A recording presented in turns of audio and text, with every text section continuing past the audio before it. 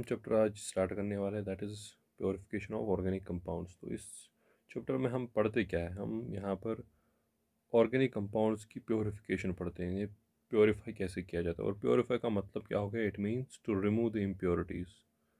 कि किसी कंपाउंड में कौन से इम्प्योरिटीज़ है, उन इम्प्योरिटीज़ को कैसे रिमूव करते हैं। The process of removal of the impurities is known as the purification. जो ऑर्गेनिक कंपाउंड्स होते हैं, ऑर्गेनिक कंपाउंड्स के दो सोर्सेस हो सकते हैं। ऑर्गेनिक कंपाउंड जो है दो सोर्स हो सकते हैं, या तो हमारा नेचुरल सोर्स होगा, नेचर से हमें मिले होंगे, या तो इनका सिंथेटिक सोर्स होगा, लैब में बनाए गए होंगे, लेबोरेटरी मेड। अब दोनों ही सोर्स से हमें क्या, हमेशा कुछ ना कुछ इम्प्योरिटी होती होगी। तो अगर हमारा नेचुरल सोर्स हो या लैब मेड हो, लेबोरेटरी मेड हो, हमेशा कुछ ना कुछ हमें इम्प्योरिटी होती ही है कंपाउंड में। तो अब इम्प्योरिटी किस तरह पहले चेक करें कि कंपाउंड में इम्प्योरिटी है या नहीं। तो सबसे आसान तरीका है वो हम मेल्टिंग पॉइंट चेक करें उस सब्सटेंस का, क्योंकि जो मेल्टिंग पॉइंट एक प्योर सब्सटेंस का होता है वो शार्प होता है। Melting point of pure substance is very sharp. तो शार्प मेल्टिंग पॉइंट का मतलब क्या हुआ। अब शार्प मेल्टिंग पॉइंट, या जैसे फिक्स्ड मेल्टिंग पॉइंट भी हम कह सकते हैं।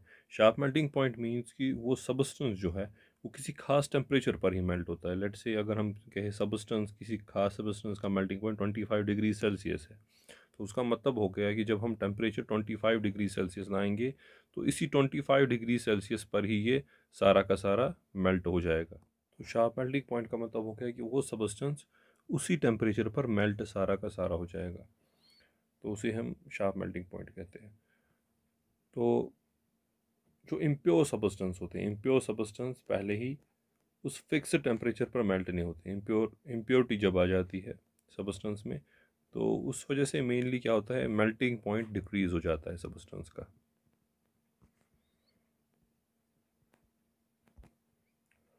तो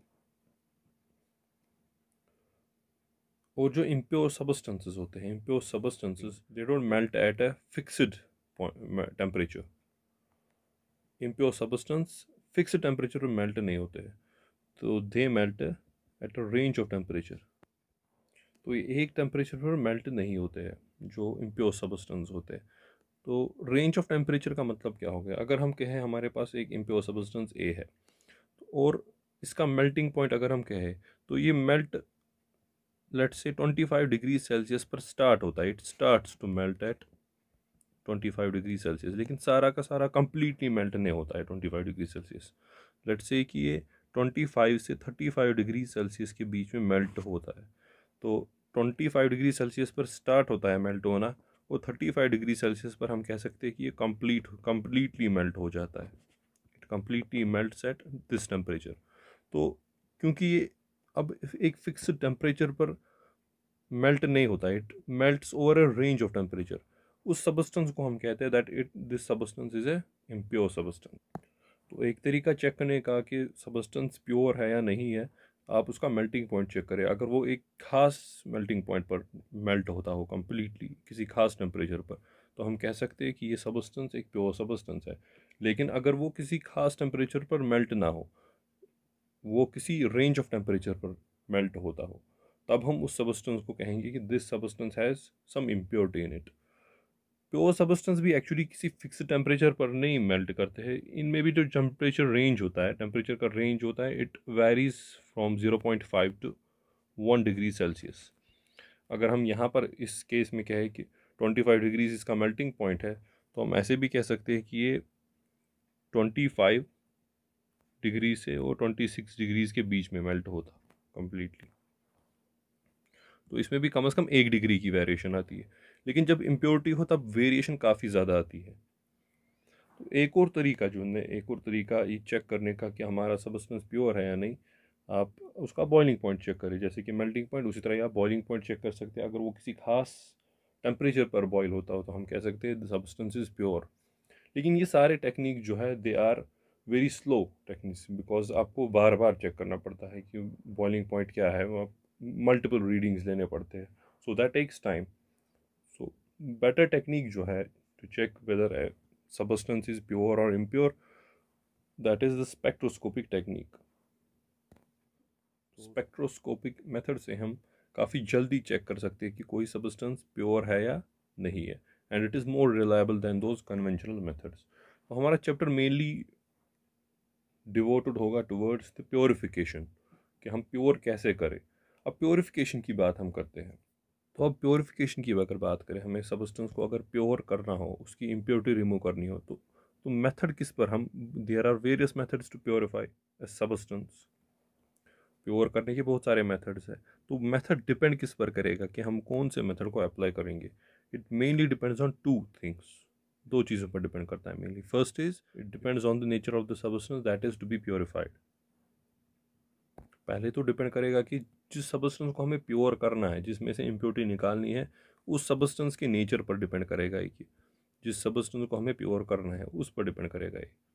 उस पर क्या डिपेंड करेगा, जैसे कि हम कह सकते हैं कि whether that substance is in the liquid और in the solid state, whether that substance is soluble in water और इनसॉल्युबल इन वाटर, वैसी प्रॉपर्टीज़ पर डिपेंड करेगा। सेकंड जो है, second it depends on the nature of the impurity, nature of the impurity. तो दूसरा जो है ये डिपेंड किस पर करेगा कि इम्प्योरिटी कौन है, उस सब्सटेंस में इम्प्योरिटी जो है उसका नेचर कैसा है, वो सॉल्युबल है वाटर में या नहीं है, वो सॉलिड है, वो लिक्विड है, उस पर डिपेंड करेगा। तो इनके बेसिस पर there are various methods of purification. तो पहला मेथड जो हम पढ़ने वाले हैं दैट इज़ द फिल्ट्रेशन। तो फिल्ट्रेशन में क्या होता है, फिल्ट्रेशन में हम लेट से हम ये कह के हमारे पास एक मिक्सचर है that is made up of two components A and B, और ए एंड बी में क्या है, हमें ए और बी को सेपरेट करना है। उसमें से मान लो आप let say B is the impurity, B हमारी इम्प्योरिटी है, हमें इम्प्योरिटी रिमूव करनी है। तो यूजिंग फिल्ट्रेशन हम कैसे इसे सेपरेट करें। तो फिल्ट्रेशन में हम क्या करते हैं, हम पहले मिक्सचर बनाते हैं, एक ऐसा सॉल्वेंट हम लेते हैं, हम एक ऐसा सॉल्वेंट लेते हैं जिस सॉलिड में इन दो कंपोनेंट्स में से सिर्फ एक ही डिज़ोल्व होता है और दूसरा इनसॉल्युबल। तो जब हम इस मिक्सचर का हम सोल्यूशन बनाएंगे, तो उस सोल्यूशन में से जो बी है, इम्प्योरिटी मान लो हम, इम्प्योरिटी इज़ इनसॉल्युबल, तो इम्प्योरिटी तो डिज़ोल्व होगी ही नहीं, और ए मान लो दिस इज़ सॉल्युबल, ये डिज़ोल्व हो गया, so this is soluble, this is insoluble. तो हमें क्या हो जाएगा, हम पहले सोल्यूशन बनाएंगे, हमने ऐड किया सॉल्वेंट में इन दोनों को, और उसमें से एक कंपोनेंट तो डिज़ोल्व होता है, दूसरा कंपोनेंट डिज़ोल्व हुआ ही नहीं। तो जो इनसॉल्युबल कंपोनेंट है, हम फिर इसको फ़िल्टर पेपर से पास करेंगे। फ़िल्टर पेपर से पास करने के वक्त जो सॉल्युबल कंपोनेंट है वो तो सॉल्वेंट के साथ ही पास हो जाएगा एज ए फिल्ट्रेट, और जो इनसॉल्युबल कंपोनेंट है ये एज अ रेजिड्यू उस फिल्टर पेपर में ही रहेगा। तो एक एग्जांपल देखते हैं इस फिल्ट्रेशन मेथड से किस तरह प्योरीफाई करते हैं। लेट्स से हमारे पास एक मिक्सचर है नेफ्थलीन का और यूरिया का। नेफ्थलीन और यूरिया हमारे पास है और हमें इन दोनों को सेपरेट करना है। तो सेपरेट कैसे करें, हम इन दोनों को ऐड करेंगे इनटू वाटर। हम वाटर में इनको डालेंगे दोनों को, और दोनों को वाटर में ऐड करने के बाद क्या है, यहाँ होता है यूरिया जो है it is soluble in water, लेकिन जो नेफ्थलीन जो है इट इज़ इनसॉल्युबल, ये वाटर में डिज़ोल्व होता ही नहीं है। तो मिक्सचर बनाने के बाद यहाँ पर अगर आप देख लेंगे इस डायग्राम में, जो ये मिक्सचर है ये बीकर लिया है, इस बीकर में यही मिक्सचर है वाटर, जिसमें हमने नेफ्थलीन और यूरिया मिक्स किया है। यहाँ पर नेफ्थलीन है और यूरिया भी इस वाटर में है। तो हमने फिर मिक्सचर बनाने के बाद इस मिक्सचर जो अंदर होगा, इस मिक्सचर में वाटर में यूरिया तो डिज़ोल्व हो गया होगा, लेकिन नेफ्थलीन एज इट इज़ ऐसे ही रहा होगा। फिर हम क्या करते हैं, हम यहाँ पर एक स्टैंड पर फिक्स करते हैं एक फ़नल को। हमने यहाँ पर ये फ़नल है यहाँ पर लगी हुई, दिस इज़ द फ़नल, और इस फ़नल में हमने क्या रखा है, अंदर से फ़नल के अंदर से हमने फ़िल्टर पेपर लगाया हुआ है। This is the filter paper, यहाँ पर मार्क करके है, this is filter paper. Filter paper में क्या होता है, फ़िल्टर पेपर में हम फिर इस मिक्सचर को ऐड करते हैं, दिस इज़ द मिक्सचर। इस मिक्सचर को हमने ड्रॉप किया इसी फ़िल्टर पेपर पे। अब फ़िल्टर पेपर में क्या होगा, जो सॉलिड रेजिड्यू है यहाँ पर, सॉलिड रेजिड्यू इस केस में हमारे पास क्या होगा, solid residue in this case would be naphthalene, क्योंकि डिज़ोल्व हुआ ही नहीं, वो फ़िल्टर पेपर में एज अ रेजिड्यू वहीं पर रहेगा। और जो यहाँ से सोल्यूशन इस बीकर में हमें मिला, जिसे हम फिल्ट्रेट भी कहते हैं, उस फिल्ट्रेट में क्या हमें होगा, हमारे पास यूरिया होगा और वो वाटर नीचे जाएगा। फिर हम यूजिंग सिंपल इवेपोरेशन, हम इवेपोरेशन से फिर क्या कर सकते हैं, इस वाटर को सेपरेट कर सकते हैं और हमारे पास यूरिया सेपरेटली मिल जाएगा इन द प्योर फॉर्म। तो ये एक तरीका है प्योर करने का किसी ऑर्गेनिक सब्सटेंस को। तो कभी कभी अब प्रॉब्लम क्या इस मेथड में होती है कि इस फिल्ट्रेशन को होने में काफ़ी टाइम लगता है। तो फिल्ट्रेशन के दौरान कभी कभी जो ये सॉल्युबल कंपोनेंट भी होता है, ये सॉल्युबल कंपोनेंट क्रिस्टलाइज हो जाता है। और जो ये फिल्ट्रेशन हम करते हैं, filtration usually at high temperature की जाती है। मींस सॉल्यूशन जो हम लेते हैं वो हॉट सॉल्यूशन लेते हैं, कोल्ड सॉल्यूशन नहीं। तो फिल्ट्रेशन को हमेशा हम सॉल्यूशन हॉट सॉल्यूशन लेते हैं। तो हॉट सॉल्यूशन में क्या होता है, क्रिस्टलाइजेशन की प्रॉब्लम नहीं रहती है।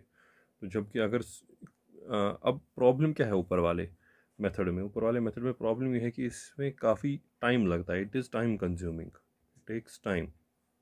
जो नॉर्मल फिल्ट्रेशन हम करते हैं उसमें क्या होता है, क्योंकि टाइम काफ़ी लगता है, उस टाइम के दौरान वो ये जो सोल्यूशन होता है वो ठंडा हो जाता है, और ठंडे होने की वजह से उसमें क्रिस्टलाइजेशन की प्रॉब्लम हो सकती है, जो हमें उस प्योरिफिकेशन प्रोसेस में हमें रुकावट पैदा कर सकता है। तो ये कूलिंग ना हो, ये फिल्ट्रेशन के दौरान सोल्यूशन हॉट ही रहे, टेम्परेचर इसका हाई ही रहे, उसके लिए हम यहाँ पर hot jackets of water use करते हैं। तो ये यहाँ पर एक मॉडिफाइड फिल्ट्रेशन सिस्टम है। इसमें क्या चेंज सिर्फ आई है, चेंज यहाँ पर एक है कि हमने यहाँ पर ये फनल के अक्रॉस, हमने यहाँ पर फनल के बाहर से क्या लगाया है, ये हॉट वाटर जैकेट लगाया है।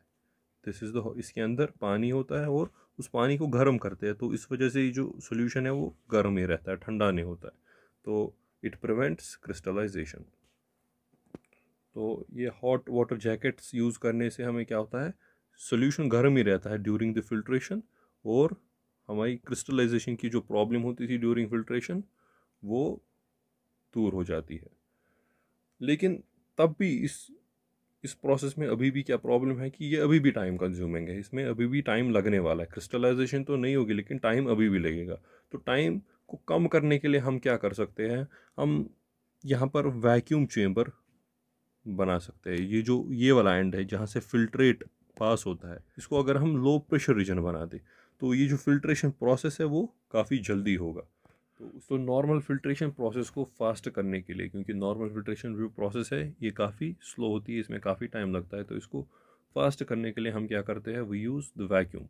हम एक लो प्रेशर रीजन क्रिएट करते हैं। तो इसमें क्या होता है, ग्लास अटैचमेंट होती है। और बखना फनल में क्या होता है, वी हैव द बखना फनल, और यहाँ ये इस बीकर के साथ कनेक्टेड होती है, और यहाँ ईयर टाइट कनेक्शन होता है ताकि यहाँ ईयर लूज़ ना हो और हम वैक्यूम क्रिएट कर सके। तो यहाँ इस बीकर, लेकिन ये खास तरीके का बीकर होता है। इसमें अगर आप यहाँ आप देख सकते हैं इस इमेज में भी यहाँ एक अटैचमेंट है, यहाँ एक अटैचमेंट है, ये जो अटैचमेंट है, इस अटैचमेंट की मदद से हम क्या कर सकते हैं, इसको अटैच करते हैं वैक्यूम पंप के साथ। यहाँ ये जो इमेज आप देख रहे हैं, दिस इमेज, ये कनेक्टेड है with this suction pump through this pipe, और यहाँ कनेक्टर जो है, this is the connector, this is the actual connector, यहाँ जो एक्चुअली होता है कनेक्टर।